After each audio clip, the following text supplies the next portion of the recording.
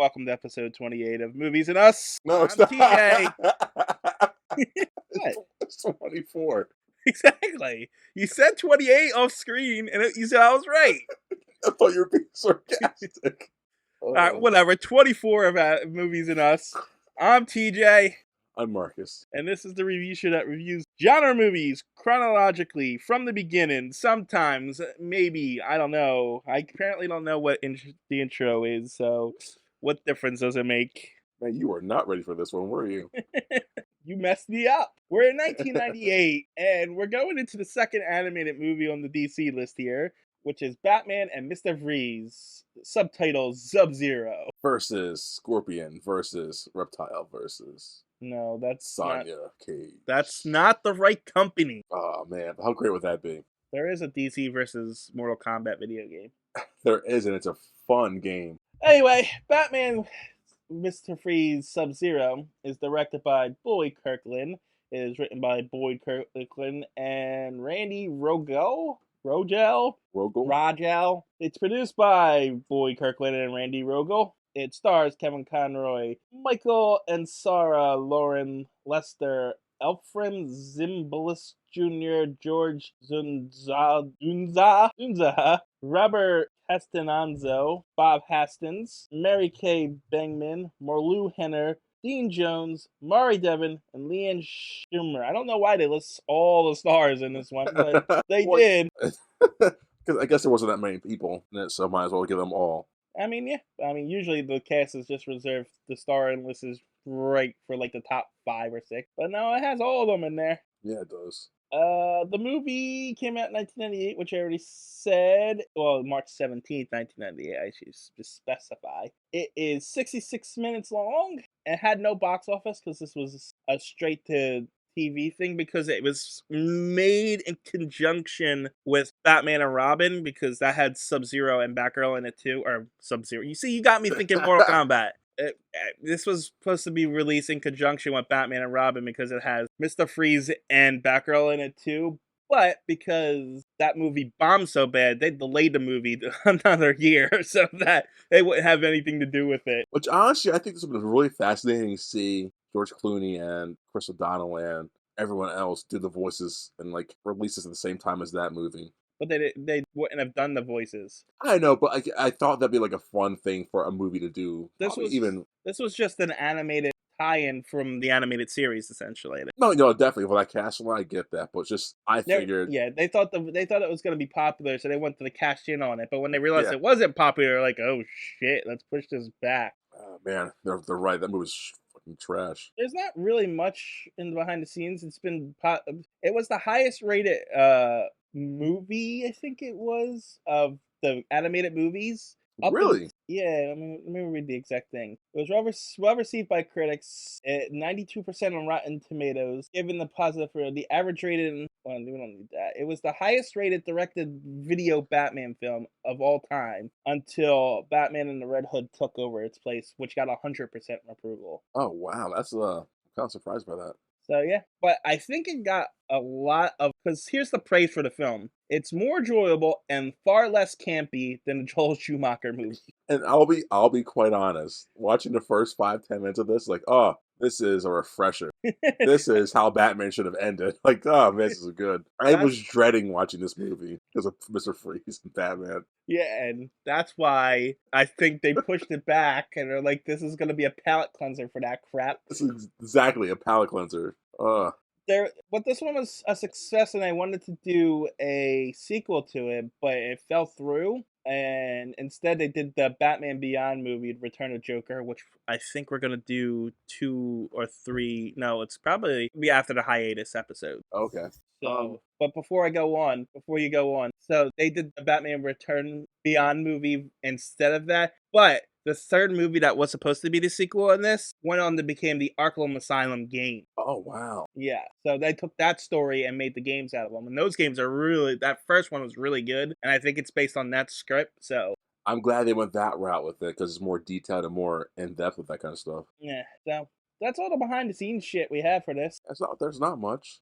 Let's get to the box office real quick of 1998, even though this isn't listed. because this is a year of movies. I'll tell you that. Well, there's only the one superhero movie, right? Of 1998. Yeah, Which one? the one we're gonna do in next. No, that was 2000 or 99. Pretty Oh, sure. no, it is on this list. Wow, it is low on the list. Yeah, it's 1998, and that's the Yeah. next movie we're gonna Well, I'll start down there then. At go number for. 25, Blade. Yep. How much did that movie make? It made a good amount though. It made 70 million overall. Looks like, which isn't not bad at all. No, it doesn't sound like it's bad. No, but I'm gonna jump up a little bit to number number 19, the Rugrats movie. The only reason I'm mentioning that is just because that's the first movie I remember crying in. It was, Really? yep. Why? There's a scene where Tommy Pickles is like really angry with Dill, his new brother, and he's gonna like throw, I think, a jar of baby food, not at Dill, but like around him or something. And so I don't know, it's got like I caught my feels at the time. I was like 6 or 7 when this movie came out. I was like, man, don't do it, big brother. First one. Mulan came out that year too? Wow, number 15? Holy crap. As good as it gets at 14, The Truman Show, 13, Bug's Life, number 12, 11, Lethal Weapon 4. Man, this is a year. Good Will Hunting came out number 10. How Rush. do you hate Good Will Hunting? Oh, it's so ass. First off, it's like 3 hours too long. It is a long movie. It may be well acted, but I feel like nothing happens. Whatever, continue. We're not here to talk about Good Will Hunting. Do you like that movie? I do like that movie. It's a long movie. You hate long movies. Yeah, but that was before I stopped watching movies. Oh man, that movie sucks. Anyways, Rush Hour on top of that. Godzilla made number 8. Deep Impact number 7. Do you hear these titles I'm saying? Deep Impact was Jean-Claude Van Damme, wasn't it? No, which one? That's Morgan Freeman's president. Elijah Wood. Deep Impact was? Yeah, the comet that destroys like half the world. Oh, it's another long one, but it's a movie. It's a good. It's a movie. Dr. Doolittle number 6. What's the Jean-Claude Van Damme that has a similar title one? No, don't know. I What was know. the movie with what's his name? Dennis Rodman. Was it Dennis Rodman and Jean-Claude Van Damme, or some team up like that? Sounds awful. I haven't seen most of his movies, so I couldn't tell you. Maybe Honestly. it wasn't Jean-Claude Van Damme. Maybe it was something else. Probably the other. What's the fat Steven Seagal? Maybe him. No, that is a better actor than that. Which I know Bloodsport. That's the one I saw. Like this is a movie, I guess. That's like the only Jean-Claude Van Damme movie I've seen. No, you've seen what was it? Street Fighter. Really? You never seen Street Fighter? No, I see. He's in that, isn't he? Yeah, I see some of that. He's Guile. Yeah, I saw like some of that on TV. Oh, you're right. Yeah. Yeah. Okay, hold on. Number 5, top 5, The Waterboy. 4, There's Something About Mary. It's 2 comedies up top. Wow. Then number 3, Saving Private Ryan. That makes sense. Yeah. Number 2, Armageddon. And number 1. That's number 2. Wow. Yeah. Well, come on. Number 1's the Titanic, and that's Titanic for you. Yeah. Yeah, it was Jean-Claude Van Damme, and it's called Double Team. It was Dennis Rodman and Jean-Claude Van Damme. No, I remember something like that's gonna be my pick this week, so I gotta watch it now. But that's a year of movies. Snake Eyes came out this year too. The Prince of Egypt. Oh, Halloween H2O. 20 years later. Small Soldiers. Small Soldiers. This is my childhood right here. TJ Patch Adams came out this year. Meet Joe Black. Pleasantville. Oh, that's such a good movie. Have you seen that one?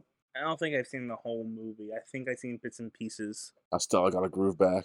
Bride of Chuck. No way, really? We just gotta let him get it out of his system. Yeah, this is his favorite part. So come on, Spice World, the Spice Girls movie. Scream 2. Amistad? No way. Maybe it's carryover from another year. What's The Borrowers? My God, Jackie Brown. Jesus Christ. You hear what I'm saying right now, TJ? I don't even recognize half those movies. This is literally my childhood I'm going through right now. The Faculty, I love that movie. Half Baked, The Big Lebowski, Flubber. Which one? Flubber? I assume it's the Robin Williams one. Is there another one? I'm pretty sure there's another one. Oh, that came out November 1997. So some of these will carry over. I'm like, okay, it makes sense. Twilight.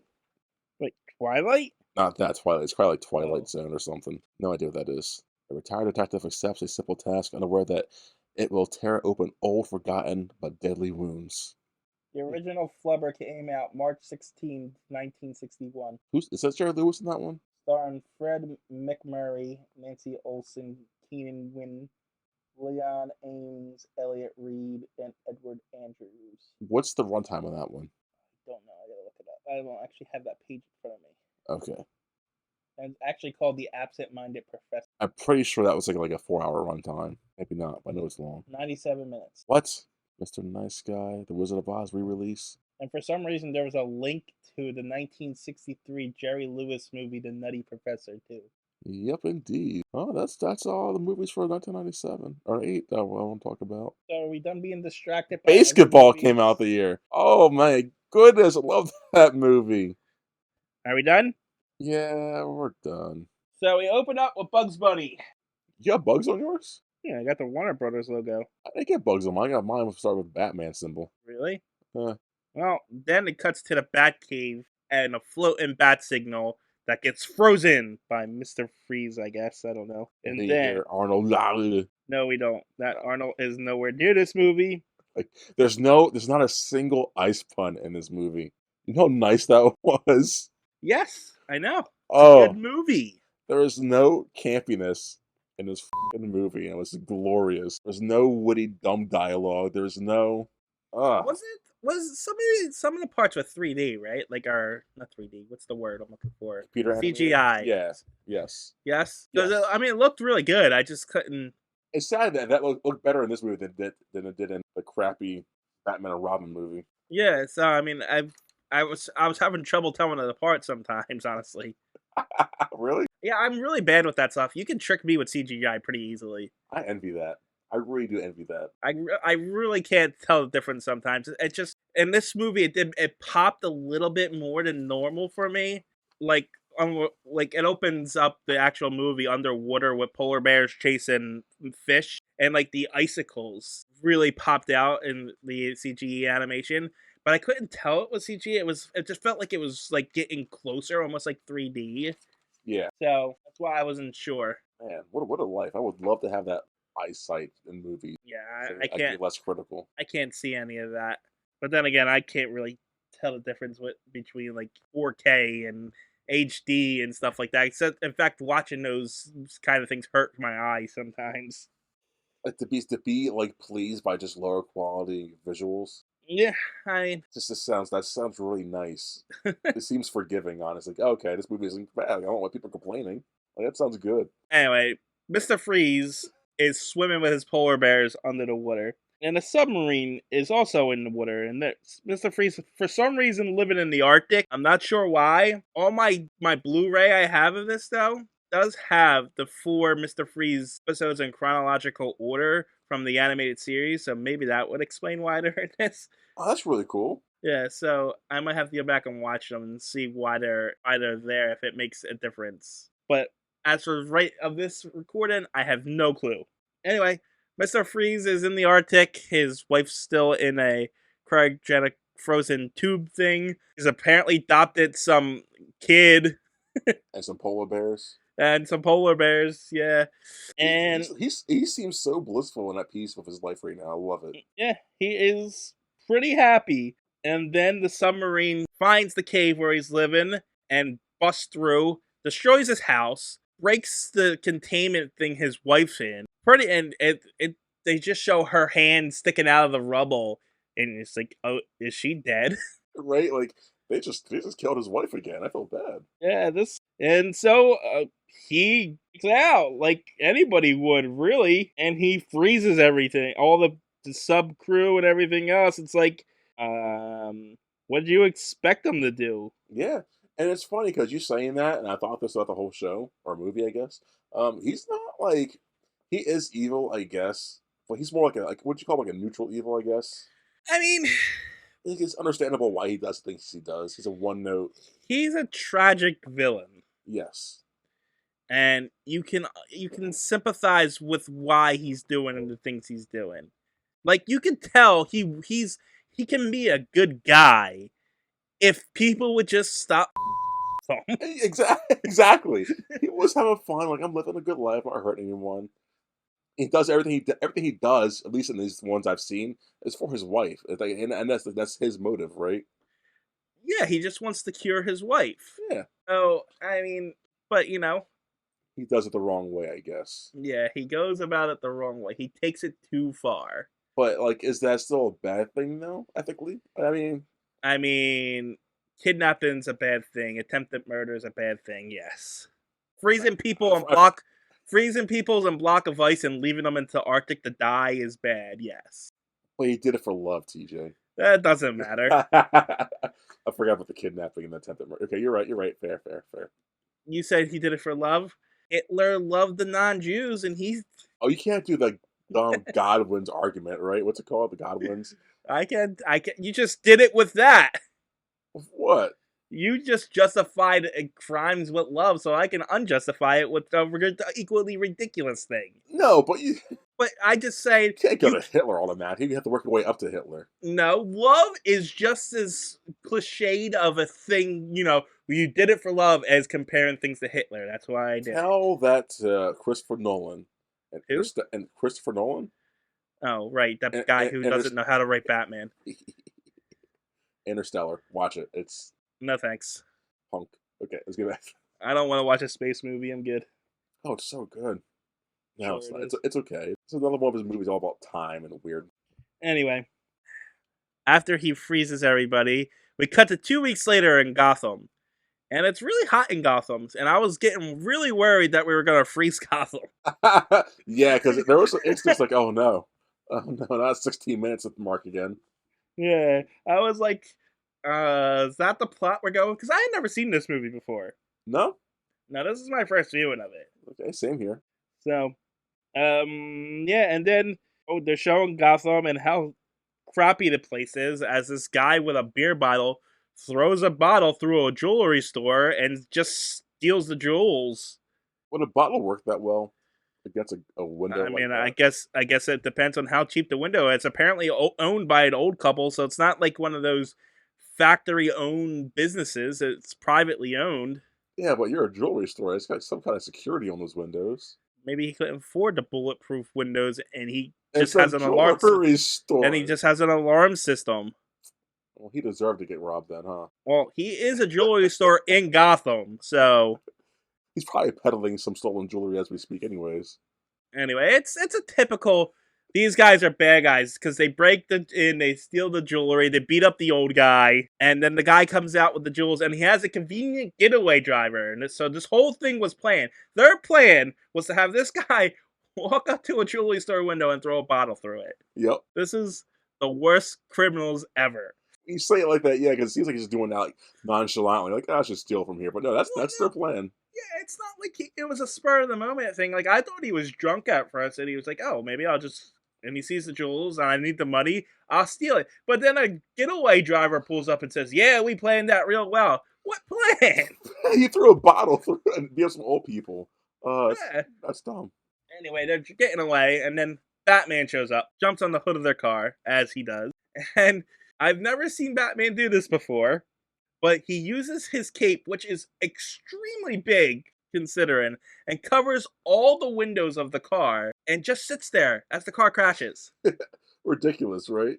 Yeah. And the guy rolls down the window and pokes the cape, and the Batman's right there.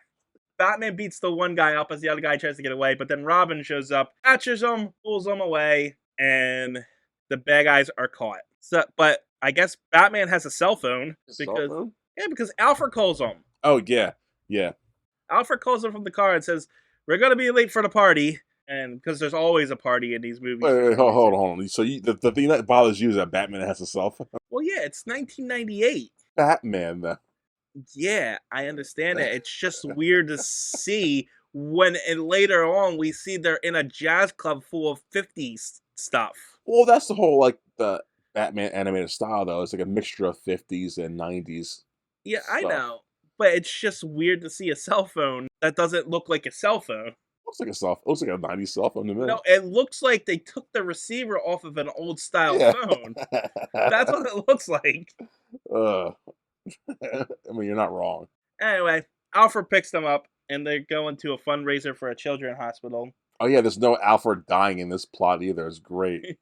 I was waiting for them when he called him, like hear him like hang up the phone and cough up blood or something. Like, please don't let him die in this one. No, this is as far removed from that movie as possible. So happy.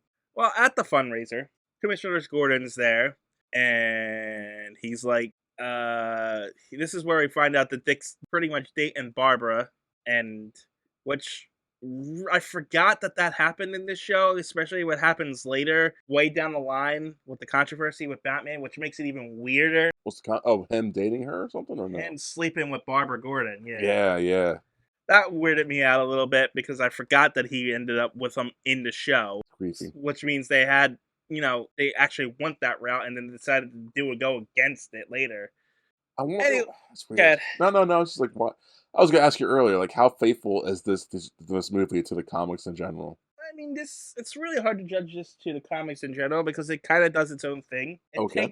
It takes like it adapts certain comic book storylines to animated form, but it has its own liberties and stuff like that with the things. So there are some things that follow continuity and some things that don't. Okay. If you know what I'm saying. That And makes I total mean, sense. but it is follows continuity pretty well with the animated series because it was made pretty much not really made by the same guys. Apparently, they wrote this movie without telling Bruce Timm, who was the creator of the other one. So at the end, when they find out the happy ending that we get, he Yeah. had to change the entire script around because she was supposed to be dead, so he couldn't use a script in which she was supposedly dead. Yeah, I saw that. How do you feel about that? The movie's not bad, so I can't really complain. Oh, it's pretty bad, but okay. Okay, whatever. I'm being sarcastic, obviously. So at the party, we get introduced to a doctor guy. I don't know his name off the top of my head. He's also a cryogenics guy who worked with Mr. Freeze in the beginning. And apparently he invested in the wrong stocks and now he's going bankrupt. He tries to get a stockbroker to help him. He won't, so he leaves in a huff and drives out of the party. But before that, we get Gordon's Bruce and Dick are asking where Barbara is, and Barbara's out being Batgirl, beating up people, and then she shows up late. So we And finally get to see Barbara Gordon, Batgirl, and not Barbara Alicia Alfred. Silverstone, Yeah, yeah, that bullshit. Alicia Silverstone. Well, you know what's funny? Yeah. They changed the voice actress from the animated series for this movie. Oh, For really? her, for her, yeah.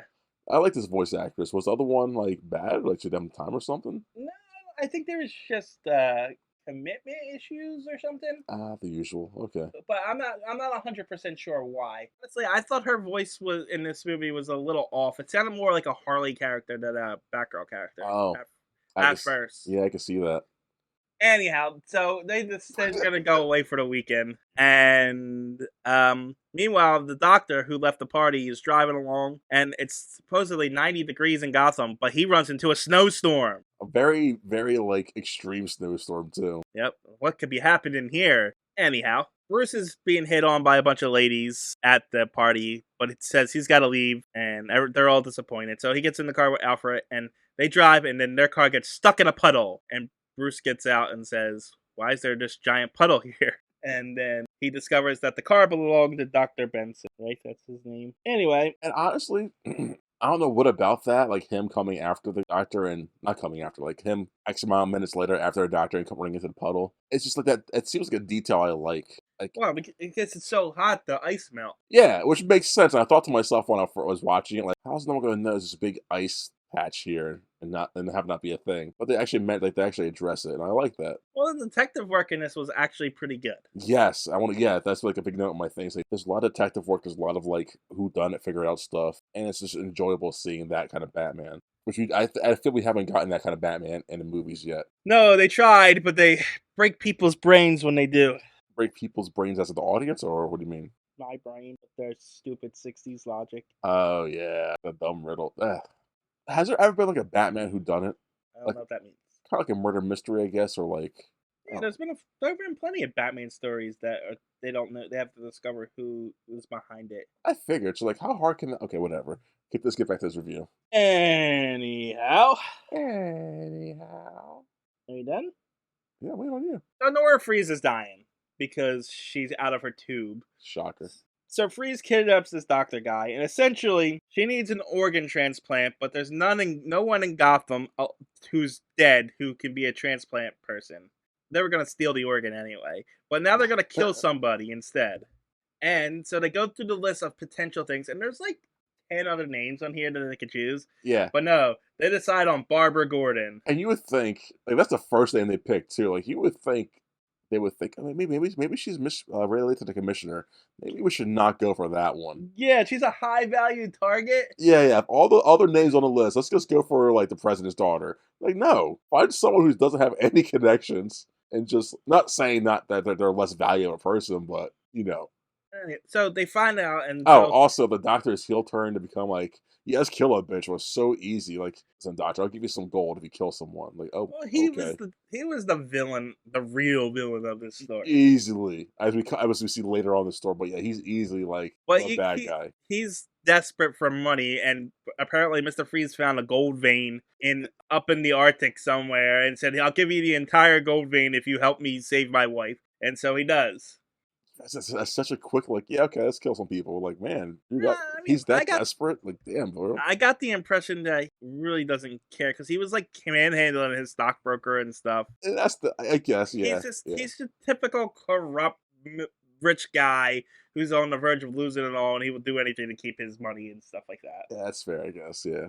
But so they call up where Barbara is, which I guess she's at college at this point, and so but they only get a hold of her roommate, and they find out that she's having dinner with Dick at a '50s club. Yeah, because they're doing like '50s swing dancing and stuff. like you said, just jazz, swing, Yeah, no colored. and I don't know why they're at this club because they were at a party, Yeah, and then they'd say we're going down. They were going down to have a weekend somewhere, yes. and now they're just at this place. Well, I think it's like a few days later from the party. No, I was pretty sure it was the same night, wasn't it? It can't be this. I mean, it could be, but like, there's a whole. Maybe it could be. It could be. I don't know. It doesn't matter. It doesn't. But so they're enjoying themselves at the party, and then Mr. Freeze walks in with two giant polar bears, and it's such a funny scene. It's so. I wish they would have done that in a movie. Like, I wish that he would have had polar bears because that's pretty badass. But and then I thought to myself for like a second, like, how do you get those polar bears from Antarctica to here, or the fuck it was? Like, how and why? Well, he had a frozen submarine. He unthawed it. Did he really take the submarine? I don't know.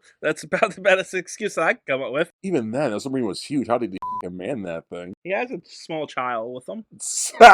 It's Freeze, a small child, two polar bears, and a doctor. Yeah, I want to see that. I want to see that movie. And you're forgetting an unconscious woman.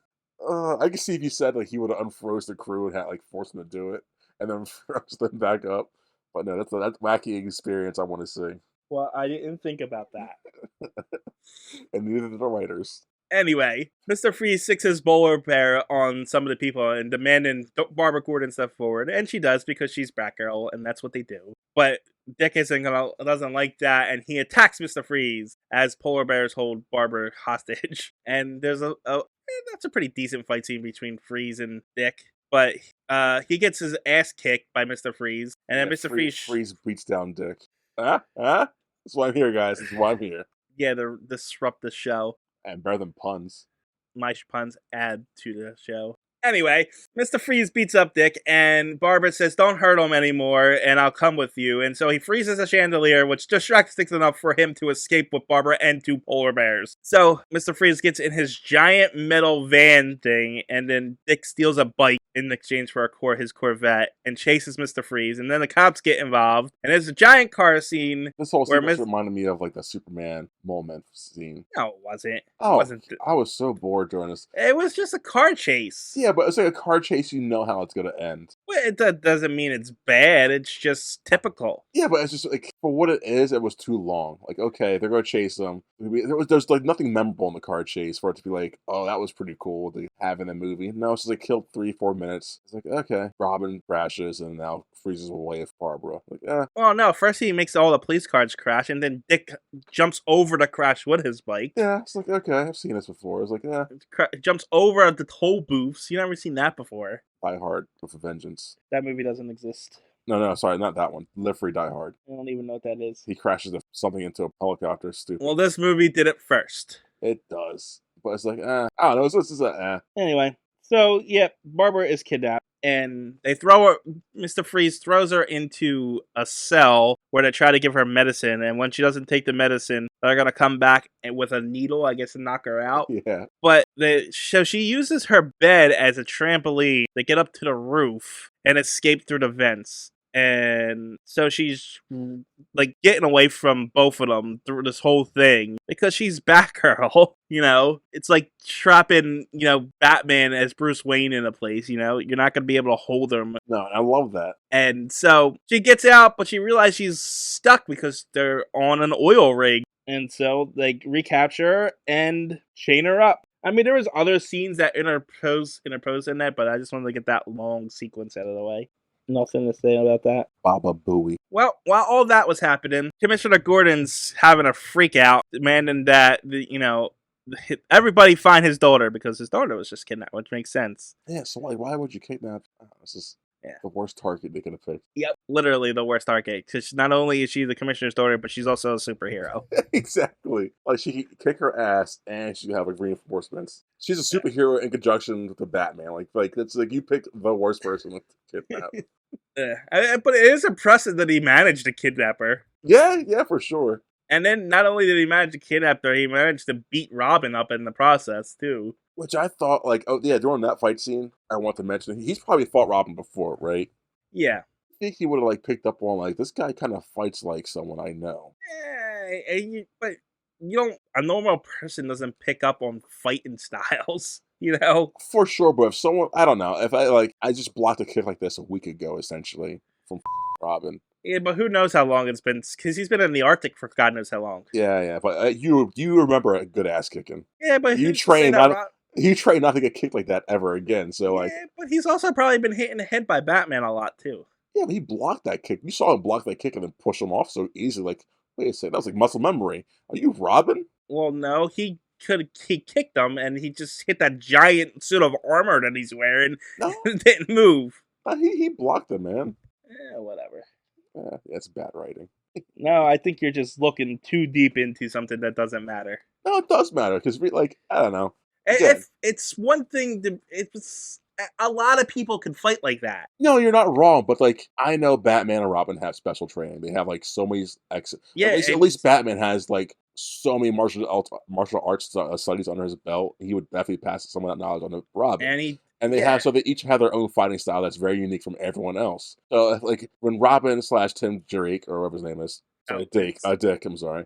Dick Grayson. Yeah, Dick Grayson. When he throws his combination of right, left, kick, whatever, and he does it as a civilian too, I think a good supervillain pick up even the most average supervillain, like, wait a second, I've done this before. No, you're so freaking wrong. How? Because you have to be a martial artist in your own right to realize what kind of thing this is. This guy, Mr. Freeze, is not a martial artist. He's not, but I'm just saying, like, if you were to step into the ring with whoever the top fighter is right now, and they throw their signature routine at you. And who says he's using the same? He got his ass kicked pretty quickly. Robin? Yes. Yeah, because Mr. Freeze fought him before. So, like, okay, this is what the guy usually throws, and muscle memory kicks in. Because Robin, because he also uses a combination of fighting styles and like gadgets and stuff, and he doesn't have any of his stuff with him. So he goes back to his basics of fighting style. And so as a fighter, could have that. You're wrong. No, as a fighter, a lot of fighters tend to have. Okay, I may know 10 styles, but I like 2 of my 10 styles, and of those 2 styles, I have a few combos I like to throw. So he's throwing. You're overthinking this because Mr. Freeze is not thinking, oh, he's just threw a left, right. I'm worried about that. Must be Robin. Definitely not. I'm not saying that. I'm just saying, like, I feel like he would have, like, not picked out automatically, but, like, realized, like, that seems really familiar. And you think... I can't place it now, but, like, later on this week, I'm like, oh, shit, that might have been... Wait a second. Not only are you saying that as if they fight every week, because they don't. They don't. But, again, you remember your ass kicking. You remember who beat your ass and how they beat your ass. And so when you're training, or even not even training, but, again, when you're just, like, preparing to be, like, go against them, whereas fighting or making gadgets, like, okay, this is kind of how they attacked me. They were more grappling or more distance or whatever. And he has more pressing matters on his mind. Why would he care? He just beat the crap out of this kid. Does it matter who it is? No, it doesn't matter who it is. But I just feel like he would have picked up on something. wouldn't have? I think so. I think And it so. doesn't even matter because it doesn't come back at all. That's what I'm That was saying. If it would have came back, I'm like, wow, bravo, show, no. bravo. But You're it wrong. doesn't. So like, man, I don't know how I feel You're about wrong. that. You're wrong on this one. I don't think I am. You are. You're so wrong on it. I don't. Because that's like saying, "Oh, Firefly he gets his ass kicked by Batman, so now Who's Firefly? he's a Batman villain who uses flamethrower. Okay. So he uses a flamethrower, and Batman kicked his ass last week, and so he breaks out of prison, and Bruce Wayne kicks his ass this week. Oh, that's Batman. Not because I'm saying like That's what you're saying. if I get hit in the jaw and the gut and the jaw again by Batman, and then I fight Bruce Wayne, he kind of does the same kind of thing and the same pressure. Like this felt really similar to Batman. I'm not saying you're Batman, but you fight like Batman. Okay, I'm gonna keep that in the back of my mind, so I fight you again. Not only did you fight like Batman, but you fight like this guy, and there's hundreds of other people that fight like that. But like, not really, because Batman has his own style. Because he has so many martial arts under his belt, he's gonna mix. Okay, Krav Maga punch versus a Jiu-Jitsu grapple, or whatever. Are you telling me there are no other mixed martial artists in the world at this point? Is that what you're saying? I'm not saying that. I'm just saying to That's have. what you're saying. I'm just like you're not, like I'm saying Batman's unique because he has so many styles. And, Wait, but also, you're under the impression that every one of these villains are super fighters that realize different not styles even of that. martial arts. If you're a super genius who can make all these freezing gadgets and suspend your wife and do all this research, you're smart. No, You're see, smart. He's a smart but man. you're wrong on that front too, because just because you're smart in one area, I've known brilliant people who couldn't freaking put together a freaking simple 4-piece table. You're not wrong, and I get that. I'm just saying, I feel Freeze would have picked up this fighting style, this punch, this whatever, especially because you blocked it so easily. This feels similar. I'm not saying you're Rob. I'm not saying you're this person, or I'm just saying you fight very similar to this person. So saying he blocked the kick, so that automatically means that he must know that this is a fighting style. How do you know he wouldn't have blocked anything that came at him at that time? Maybe he's got sensors in his suit. Maybe he doesn't. But because Dick right here. There's 1,000 other things that it could have been, and your argument it does not hold merit. I think it does. I'm not saying it's like the most solid argument. Obviously not. I'm just saying since Dick's fighting for his Barbara, like he's fighting his hardest essentially. If this was like a real life situation, he's like, I need to get Barbara out of this situation. I'm gonna kick the shit out of Mr. Freeze. I'm gonna go to my Batman Robin training. Here's some Batman Robin kicks and punches. Mr. Freeze has fought that before. Yeah, but Mr. Freeze took care of him, and he didn't even fight Robin the whole time. He had his bears knock him out. Yeah, but he did block the first 2 punches to push him away, and then the bears got involved. Anybody can block 2 punches and pushes him away. I know that, but like blocking those, I'm saying is like this feels familiar. This feels like man, I don't know who I've done this before. Yeah, I blocked 2 punches from a guy before. Ooh. But who usually punches Freeze? Huh? Who usually punches Freeze? Batman and Robin. No one else fights Freeze usually. That's my knowledge. He's been in. But there's like this world is filled with superheroes that can punch him in the face. Yeah, who else will punch him? Like, but in this world, this canon, it's just Batman and Robin right now. Well, and not Barbara, really. I guess. Superman, the whole animated universe existed in this world. Oh, he would know Superman's punch for sure. Well, I'm saying there are other characters that he's actually faced in comics and stuff like that. And I get that, but I'm just saying, like, those, when you see Robin fighting, he's fighting like he's got that kind of style. Like, oh man, you're definitely athletic. All I'm saying is the whole secret identity thing will not hold up at all if anybody can be recognized by like that. Yeah, no, wouldn't. I think the secret identity thing is stupid to an extent. But it is a comic book thing, and you just gotta suspend disbelief for that. I know, but I get that. I definitely get that. And I know I don't get what you're complaining about here. I'm not complaining about. I'm just saying. I think there's a phrase where I realize that.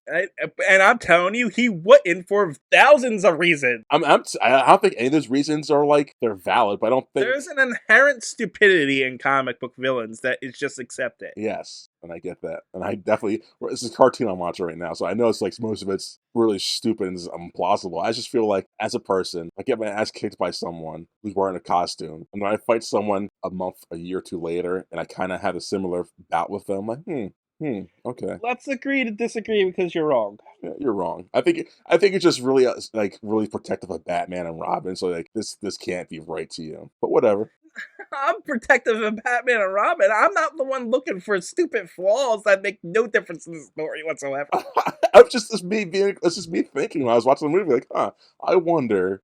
That's all. And I I'm not bet you, saying. I'm not you're saying it's taking a point off the one of rating. maybe you are one of maybe 1% of the people who watched that movie and thought that. Exactly, and I get that. I accept that. I'm not saying it's taking a point off the movie. Like, oh man, that fight scene. No, but Man, this movie could have been a the 6 whole easily. point is stupid. But how's you're arguing it? You're arguing a stupid point. Like, how's it stupid though? Because it's ridiculous to think that someone can recognize someone out of costume Oh because come on. of their fighting Oh style. come on. That's not ridiculous at all. That is It's not ridiculous. maybe not for someone who doesn't have extensive training in that area, sure. But for a regular like scientist who uses a suit that keeps that keeps him cold, it's a ridiculous notion. I don't think it is. I don't know. I think even you don't fight, right? So I think if you're to fight someone, I'll take like 4 different people of different martial arts styles and all that shit, put them in a costume, have one of them kick your ass. And a month later, the same 4 people come in just regular suits, and one of them kicks your ass again. And you have to fight each one, I guess, whatever. And you could like, I can guarantee you could figure like, okay, that's the guy that threw the right hook in my face. You're the Oh, suited because person. that guy's right hook is different than that guy's Yeah, right hook. yeah. Because I'm going to be able to tell the difference between their punches while I'm lying unconscious on the floor. I truly think so. I don't think so. I think I so. think you're ridiculous. Yeah, because if he throws a right, left, right, kick, I'm not whatever. thinking about which hand he's You play punching me video with. games. I'm not worried about the punch, which hand he's punching me with. I'm worried about the black eye that I have right now.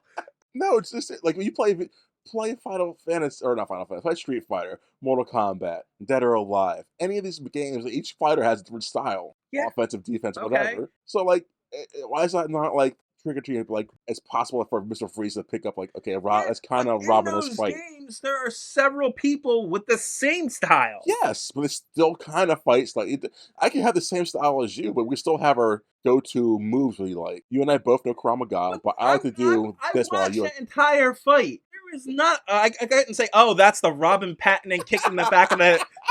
He just kicked him in the back. It literally, I love that we're having this argument. This is so good. Ah, God, this is so good. We were supposed to be done this review. This review's gonna be longer than the movie. I don't know. I'm just saying. If I see a guy dressed like that in khakis and a vest and Robin a was sweater, dressed like everyone else in this place at that exactly. point. If he's throwing kicks like that, What, they can't learn how to defend themselves? they can. But I blocked this kick, I blocked this punch in a All sequence right. before. I don't know. Now they all live in Gotham. Exactly. No, like, So they all know how to defend do themselves. they all know how to defend themselves? A lot of them get captured a lot. Well, they're being captured by supervillains. And so for one of them setting up to me, you're a special one, aren't you? I don't know. Well, but it's not like he was saving some random stranger. He was saving his girlfriend. Yeah, I know. You don't think someone else's boyfriend wouldn't step up and try to save them? I wouldn't. Like, oof. Well, obviously you wouldn't. Ugh, man, that sucks that you got picked out of all the people here, huh? I'll find someone else. Nice knowing you. I thought you're dead. She fought good, I guess. All right, it's time to move on. Okay. So Dick's in a hospital, and Gordon's going to put an old bulletin's lookout for his daughter. When everyone leaves, Are we really this far Bruce- behind in the review? yes. Oh my god, I'm sorry. Bruce, when the nurse leaves Bruce and Dick alone in a room, Bruce, I guess, either hacks into the computer or they just have the worst computer security ever in the hospital because he looks up Barbara's information and that there is another match. They notice that Nora Freeze is the same match, and they're like, "Oh, okay." And so Batman and Robin B&E, the stockbroker. Oh yeah, yeah. The guy's stockbroker. Yeah. Yeah, and they're like, "Where do you have the doctor?" And Batman, and he's like, "I don't have the doctor. He owes money." And then the guy just so happens to call while Batman and Robin's there. Such good timing, right? And the stockbroker happens to have one of those old answering machines with the tape in it, and they hit record on the thing. I think that's believable. He's got money, so like, why not have that? I guess. It's just ridiculous that he has it in his bedroom next to his bed. You get a lot of important calls as a stockbroker. Okay. It's just Two, the guy happens to call as Batman and Robin just show up and then interrogating him. no, that's suspension of disbelief, right? And three, they manage to steal the tape while he's still on the phone with the guy and disappear. So I was still freaked out they broke into the guy's house. I've been frightened seeing those two standing over me while I sleep. Anyway, so, I'm just gonna skip through this next part here because pretty much what happens is Bruce and Dick put all the pieces together. There's like when on the phone call they realize they do some detective work. There's a siren from a boat. There's a buoy bell, and they cross reference all the supplies on a list that the doctor had. They realize that Nora Freeze needs a organ implant, and that's why they are organ. What is it called? Organ implant? That doesn't sound right. Transplant. Transplant. That's what it is. An organ transplant, and that's why they kidnapped Barbara, because they need to do that. Meanwhile, Barbara's trying to escape, and she didn't. They're caught, so now they're getting ready to. They have her chained up, and they send the kid in to give her a meal, I guess, because I guess they feed their, captives. And so the kid gets all sympathetic, is sympathetic to Barbara's plight.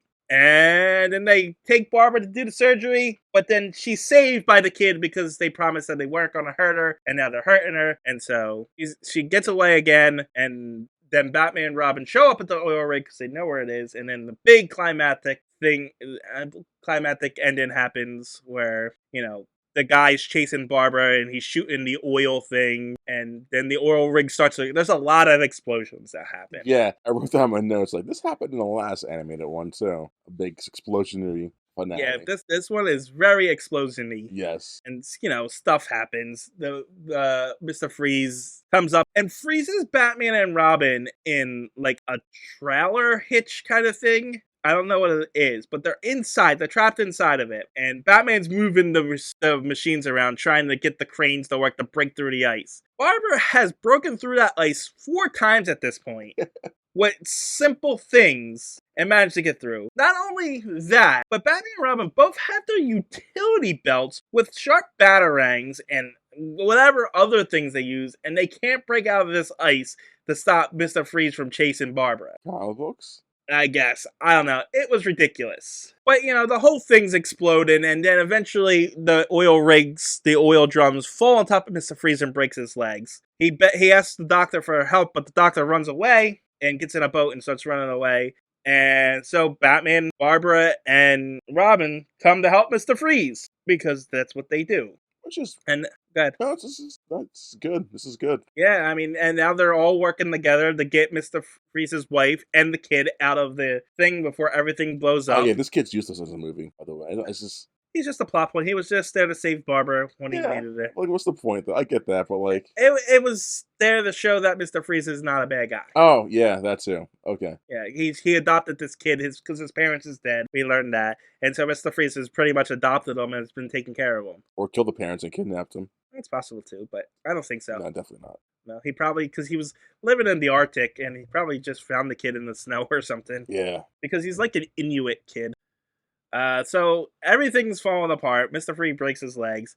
The doctor guy gets crushed by fallen platforms. I guess he dies because we never. Oh, he's dead. Again. That he's on a boat and those things just fall on him. I was so stunned and so like, why is he dying? Like, I know he's a douchebag, but like, Freeze kidnapped him. But this was all Freeze's plan. He was like, I don't want to, but since you're paying me, I guess I can. I just deserve a higher merit of death than Freeze. Well, Freeze broke his legs and he asked for help and he ran away. I'm going to too. My captor gets broken down. I can escape him. Awesome. I'm out of here. Peace. And he got in a boat underneath a fallen, blowing up. It's his own fault. He should have drove straight out instead of around. In the moment, I'm not thinking, I gotta get out of here. There's Batman and Robin fighting off my captor. Right. And he didn't drive straight out away from it. He drove around it underneath the platform that fell on him. Yeah, but why the animators kill him? That makes no sense to me. Because he's the bad guy. He's bad, but he's not the bad guy. Yes, he's only bad because he was put in a situation to become bad. What? He was a douchebag in the beginning, obviously, yes. I'm just saying, if a guy came up to him and said, kill somebody for me and I'll give you money, that makes you a bad guy, if you agree. Yeah, well, I guess I'm a bad guy. So, like, how much money are we talking? It's like, here's a gold chunk, and I'll give you a whole cavern of gold, too. A gold vein, yeah. You're a bad guy. I'm cool with that. I don't think it is like You if Mr. Freeze is like This encouraging him. guy has no sympathy whatsoever. He has no redeeming qualities. Doesn't mean he deserve to die so easily and quickly like that. It was an accident. It's not like Batman killed Well, him. obviously, yeah, but I get like just like the animators like It, we should it kill was this just guy, guys. Like, oh, the animators was like, okay, this guy needs to have a comeuppance, and so he dies accidentally trying to get away instead of trying to help. I don't know. I don't. You are arguing a lot of stupid points today. No, the first point was a valid point. Even this point, I'd say No. my points are valid today. I mean, stupid wasn't the right word, but you know what I mean. You're arguing a lot of points that don't have any bearing on the story whatsoever. Okay. Anyway, what it comes down to is Batman and Barbara save the kid and Nora, while Robin gets the Batwing ready to get off. They save everybody, and the Batman goes back for Mr. Freeze. But Mr. Freeze, I don't know how, he's in a precarious situation where he's hanging from the oil rig, and Batman shoots his line to help him. He grabs it, but a rock falls on his head and makes him drop Mr. Freeze, and Mr. Freeze falls to his doom. Not really though, because he survived. Oh, I forgot to mention, when Batman and Robin showed up on the oil rig, the two polar bears attacked them, and so they tricked the polar bears into jumping off of the oil rig into the water below. That's important now because Mr. Freeze survives by grabbing onto his polar bears. And I guess they swim all the way back to the Arctic. His broken ass leg, yeah. What? Yep. What? I guess. Yeah, this movie's so good, guys. Nah, it's a good movie. Anyway, so Freeze survives, and then we don't really get any resolution with Batman and Robin. They just save the day, and then we're cut over to the Arctic. We're on the news. We hear that Nora Freeze was successfully revived. Why would that make the news? Because it's a scientific breakthrough. Oh, okay, that's fair. You're right. They do mention that. Yeah, she was cured of pretty much an incurable disease. That's pretty big news. Yeah. And so and they were like, it's a shame that that Victor Freeze wasn't here to see it because he died yesterday during the explosions, I guess. And but Mr. Freeze is watching through a window and he smiles, he cries, and he walks off into the Arctic with his two polar bears, and that's the end of the movie. Well, he's wearing an ice cast too. Yeah. I laughed out loud at that. Yeah, I mean, he's Mr. Freeze. What else was he gonna use? Proper bandages, I guess. He's in the Arctic. He doesn't have proper bandages. Oh, like, hey guys, my leg's broken. Can someone help me out, please? Oh yeah, so what? They can arrest him? Yeah. So like, oh, I hear the news. My wife is alive. Well, like his whole thing is, I need to see my wife. I love her. I need to see her alive one more time. Oh, the news says she's alive. Oh, I'm gonna walk into the sad darkness now when she's alive. Like what? His goal was to cure her, and now that he has cured her, maybe he thinks it's better that she doesn't have to worry about him being a criminal and ruining her life, and she can just live her life happily. That's a great point, and I agree with that. But they don't mention that, so I'm thinking in my head, my perspective is like he did everything for her. Like he's done so much. I feel like he would want to go see her at least once. Granted, he will get arrested and die in prison probably. Like. I mean, I get the feeling he would want to see her too, but I also, by the smile and the tear at the end, he was satisfied, at least at this moment, that she was alright and that she could be alive and happy, and then he can go heal and do whatever else, and maybe he'll show back up later. I guess. Anyway, that was Batman and Mr. Freeze Subzero, despite Marcus's objections throughout the whole thing. Objections? You make valid criticisms? Your valid criticisms, sure. Yes. Yeah, that was a movie, guys. Certainly was a movie. What'd you think of it? My opinions are pretty well known about how this is gonna go. They're more curious about what your opinion is. Oh no, what do you mean? Like, well, since it's so obvious, what do you give it? Because I've been defending the movie the whole time. I haven't been bashing it. I'm just putting up some good points. Not even good. I know. It's a good movie. I liked it. I really enjoyed the movie. I did too. Yeah. I think it's a great movie. I think it's the best one we've watched. Batman-wise, or like all the movies together? Definitely Batman-wise. Yes. Batman-wise for sure. Steel, Batman, Captain America, Alien, Sing Street, those who don't count. Superman, Howard the Duck, You know what? Swamp Thing. Yeah, this is probably. I mean, the first Superman movie is pretty good, and the second one's pretty good too. But there's time travel shenanigans in that. And those movies are all so dated. Like this one, just the way they decide to make these shows / movies, it's like hard. They're dated already. Oh yeah. It's timeless almost. Exactly, in a weird way. So That's a good point to it. This probably is the better of the ones we've seen. At least top three, I would say. Yeah, it's easily the top. It's definitely gonna get my highest mark that I've given a movie yet. Hmm. I can see that. Yeah, I would probably have to. Yeah, because I went in wanting not wanting to hate it, but not wanting to see it after watching Batman and Robin. And the villain was sympathetic. It was great. The story, the detective work in it was nothing like mind blowing and breaking and all that. But it's still like, okay, this is refreshing. This is nice. Good movie. Like everything you said, all the positive things you said about it, I totally agreed with. I think this is a 9 for me. A no, oh, God no, hell no. She's a 9, a 9. I gave Mask of the Phantasm an 8. You watch that? Oh, You gave it a 5. It was the one with the first animated one. oh yeah, what did I give that one? Gave it a Yeah, 5. that one sucks. But I gave it an 8. You gave this a 9? A 9 so high. Yep. Oh my gosh. What? Why 9? Because I gave Mask of the Phantasm an 8, and I said that was the best one we've seen so far, so this has got to be better. Well, like what makes this better though? That's what I'm asking. Oh, it's for one, it's much like tighter story wise, Yes. and there wasn't a moment in this movie where I wasn't engaged. Really? Yeah, It's good. I was completely invested the entire time. I only had one or two small gripes which I brought up, What were your grapes? like small logic gripes. With Batman and Robin trapped in a ice thing when they had their utility belt. Oh, okay. It makes no sense, you know what I mean? Yeah. But that's stupid Batman stuff from that always happens. Exactly, because he's got to get in trouble sometimes. The belt can't always be the answer, I guess. But sometimes it's just ridiculous. Yeah, and I get that. So, but yeah, and that's why I gave it a 9. Okay. Wow, that's a high rating. Initially I gave this a 6 after first watching it, but then as with your review and on, we talked about it went up actually. I'm gonna give this a 7 out of 10. That's a change. That's a change in pace. What do you mean change in pace? It usually goes down as we talk about it. Yeah, because it's like man, that was dumb, and that was dumb, and that was dumb. Well, this was actually this was good. This was really enjoyable. That was fun. Yeah, I don't. There's nothing I didn't really hate about this movie. And you said this is the best one that we've watched so far.